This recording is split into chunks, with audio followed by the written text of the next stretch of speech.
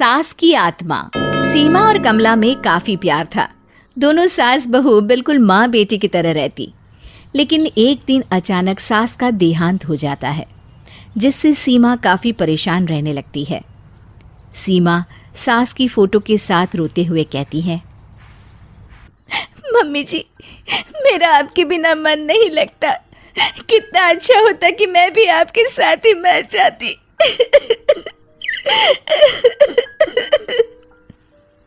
तभी वहां सीमा का पति आ जाता है। देखो सीमा, अगर तुम ऐसे ही माँ के लिए रोती रही तो तुम्हारी तबीयत खराब हो जाएगी। वैसे भी तुमने एक बात नहीं सुनी क्या? क्या? कौन सी बात जी? माँ अगर कहीं से भी ये सब देख रही होंगी तो उनकी आत्मा को शांति नहीं मिलेगी और उनकी आत्मा भी परेशान रहेगी। क्या तुम ये चाहती हो? ये बोलकर पति राकेश ऑफिस चला जाता है। सीमा उसके जाने के बाद सोचती है, क्या सच में सासू माँ को मेरी याद आएगी? नहीं नहीं, मैं माँ की आत्मा को बिल्कुल परेशान नहीं करूंगी और मैं अब उनके लिए नहीं रोऊंगी। ये बोलकर सीमा जैसे ही खड़ी होती है, सामने खड़ी होती है उसकी सास। सीमा आंखें मलती है। मम्मी जी, आप? मैं कहीं सपना तो नहीं देख रही? लगता है मैं मम्मी जी के लिए पागल हो गई हूँ, तभी मरने के बाद भी वो मुझे दिखाई दे रही हैं। अरे मैं सच में आई हूँ बहू। तू क्या बोल रही थी कि तू मुझे अब कभी याद नहीं करेगी? ऐसा हो सकता है क्या मेरी बेटी? सीमा सास को बोलते हुए देखकर, उनकी बातों को सुनकर बहुत खुश हो जाती है। माँ! वो उनके गले लगने की कोशिश करती है, लेकिन कहते हैं ना कि आत्मा तो अमर है, उसे कोई छू नहीं सकता। ओ माँ, मैं तो भूल ही गई कि ये आपकी आत्मा है। पर कोई बात नहीं, आप मुझसे बात कर रही है, यही बहुत है। चल खाना खा। मैं देख रही हूँ तूने कई दिनों से खाना नहीं खाया अच्छे से। हाँ माँ, पता नहीं मन ही नहीं करता है। अच्छा चल, मैं तेरे पास बैठती हूँ, खा ले खाना।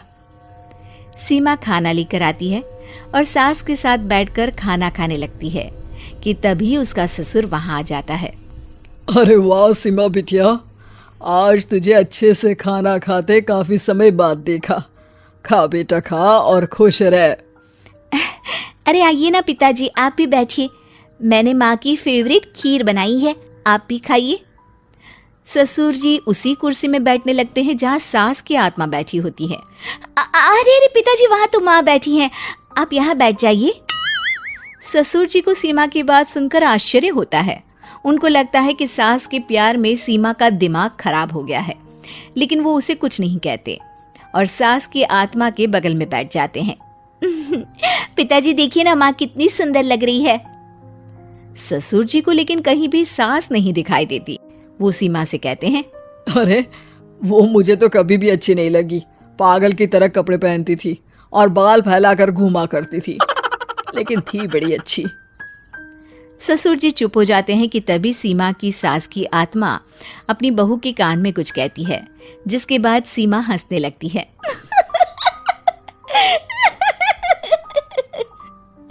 क्या हुआ बेटा?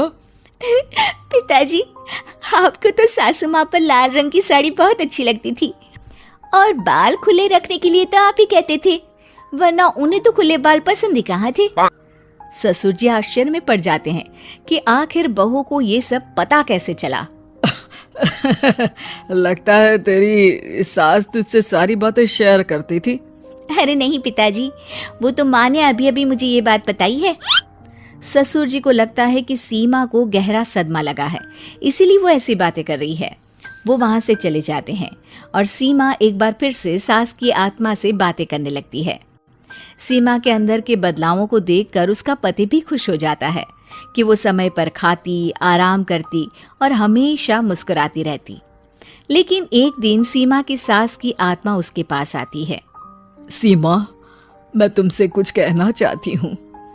हाँ सासू माँ, कहिए ना, क्या हुआ? जब मैं जिंदा थी तो कई बार हम दोनों के बीच लड़ाई भी होती थी, है ना? हाँ सासू माँ, वो तो मैं भी सोच रही थी। लेकिन मैं कितनी खराब थी कि आपसे कई हफ्ते या महीने बात नहीं किया करती थी। नाराज़गी में मैंने वो वक्त बर्बाद कर दिया जो मैं आपसे और बातों में बिता सकती थी। हाँ, तुझे कहाँ पता था कि मैं मर जाऊंगी बेटा। नहीं नहीं माँ, मैं तो कभी सपने में भी नहीं सोच सकती कि आप नहीं रहोगी।